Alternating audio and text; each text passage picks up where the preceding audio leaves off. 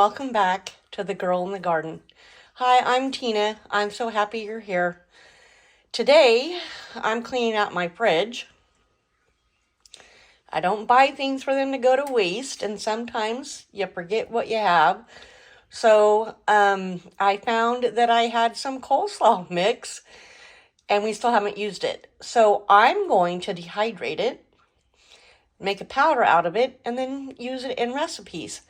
I don't have a silicone mat for my dehydrator, so I'm going to see if this will fit on the tray. All right, I got 2 trays worth.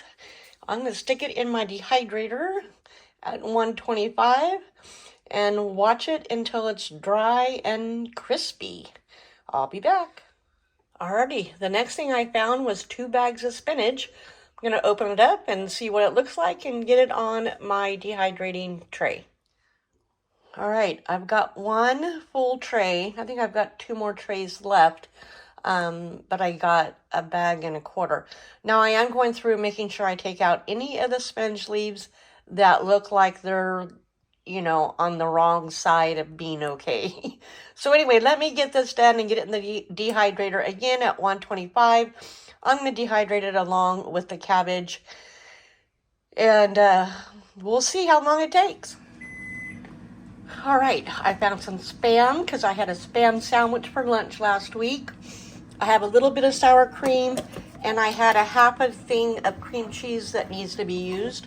So I'm going to get that to room temperature by putting it in the microwave. And I am going to make beef stroganoff with my Spam. All right, I'll be back. All right, I've chopped my Spam into small chunks. My cream cheese is softening in the microwave. I'm going to mix that in with the little bit of sour cream I have left, and we'll go from there. All right, our Spam is cooking up nicely. I think I'm just going to let it go just a little bit longer instead of making it crisp like I would for a sandwich. All right, let's see what happens. Okay, I'm not doing this according to the directions. So it says a pound of ground beef. I've got most of a loaf of Spam. I didn't use any oil. I put in 1 cup of beef broth. It called for a cup of water, but then I also added 2 cups of water. I have not added the sour cream yet, but I did add this mix from the package. This is what it looks like. I am going to let this come back up to a simmer, and I'm just going to add my pasta right in this and see if I can just make it a 1-pot dish. And then I'll add the sour cream and cream cheese mix at the very end. All right, I've added in 1.5 cups of pasta. I use this little twirly thing that we got from Trader Joe's one day. I'm going to turn it down just a little so it continues to simmer and put a lid on it. So far I've used up the rest of the sour cream that needed to be used, a 1/2 block of cream cheese that needed to be used, an old package of stroganoff that I got for, I don't know if you can see that, 25 cents. Spam that needed to be used because I had opened it, and some noodles that my son had partially used. I used part of those as well. So this is all just getting rid of what needs to be used. All right, I'll see you in the end. All right, well, I let it simmer for about 5 minutes, and it starts sticking to the bottom. So then I just turned it off, took it off the heat, left it covered, and let it sit another 5 minutes. Now I'm going to add the sour cream and cream cheese. And there we go. It is done. Hopefully you don't hear me chewing. Let me give this a try. Sure, it's going to taste a little bit different than the traditional, right?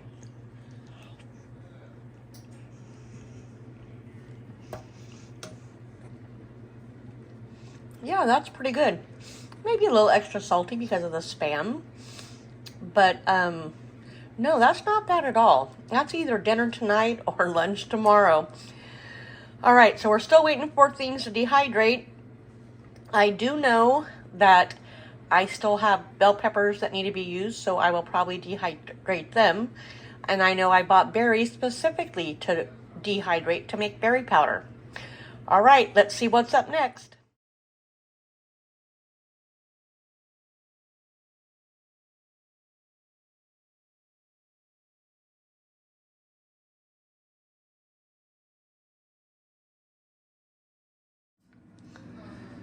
All right, winding up my day. This is the cabbage, and I don't know if you can hear it crunch, but it just crunches right in my fingers. So I'm going to make some powder out of that. And then a little bit of the spinach. It was in the top, and it was some of the last I put in there, but because it wasn't really stacked on each other, it's ready to go. This is 4 hours. The other 2 trays of spinach are still in there. I'm going to recommend putting foil and something underneath it because it will fall through. The other thing is my spinach is blowing all around in there. So I need to figure out what to do to keep them from floating around. If you know an answer to that, let me know. All right, let's get these jarred up.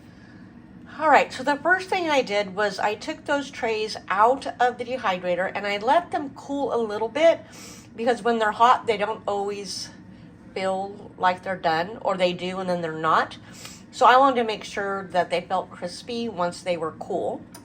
I did not turn them into powder by basically I just use a coffee bean grinder. I am not doing that because I need to figure out how I'm going to use these. But here's the spinach. I need it to, I think it's called condition. So I'm going to leave it on the counter and I'm going to look at it every day for a week and shake it around and make sure it's not sticking or growing mold. Same thing with our cabbage. Now this was that whole bag of cabbage, that coleslaw mix, what do you want to call it? That's the whole bag, right? So once they condition and I figure out how I can use them, whether it be making a powder out of part of it or all of it or what, then as I use them, I'll show you what I do with them. So I think that's it. We have dehydrated coleslaw, spinach to help clean out the fridge. We made a Spam stroganoff using a stroganoff package I needed to use, sour cream I needed to use, cream cheese I needed to use, and Spam I needed to use. So we've absolutely, we have preserved some things that are now not going to go to waste. I'm going to go ahead and continue on with the rest of my spinach, but I'm going to end the video now and say thank you very much for watching. Subscribe, like, comment below on any projects you're working on, whether maybe it's in the garden, maybe it's in the kitchen, I don't care. Do you dehydrate? If you do, what do you do? Do you do something different? What can I do to make this better? How can I keep things like this from blowing around? I don't know. You tell me in the comments below, okay? Help me learn. All right. Well, thank you very much for spending time with me today. This is Tina, the girl in the garden, and I'll see you next time.